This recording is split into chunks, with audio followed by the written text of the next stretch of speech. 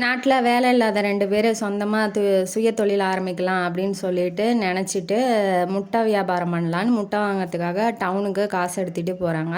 அதில் ஒருத்தன் என்ன பண்ணுறான், கொண்டு போன காசு எல்லாத்துக்கும் முட்டை வாங்கி ஒரு பெட்டிக்குள்ளே வச்சிட்றான்.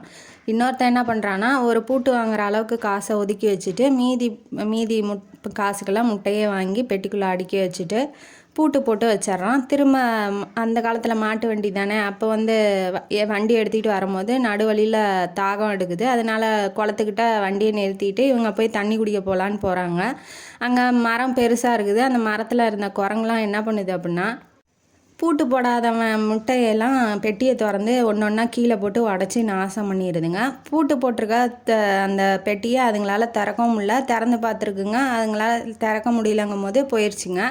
உடனே அந்த பெட்டியில் இவனுங்க திரும்பி வரும்போது பார்க்கும்போது அந்த திறந்துருந்த பெட்டியில் ஒரு முட்டை கூட இல்லை. பூட்டி இந்த பெட்டியில் அப்படியே வச்ச முட்டை அப்படியே இருக்குது. சின்னதாக ஒரே ஒரு பூட்டு வாங்கியிருந்தா அவனோட முட்டையும் இப்போ தப்பிச்சிருக்கும் அப்படின்னு சொல்லி அவன் நினைக்கிறான்.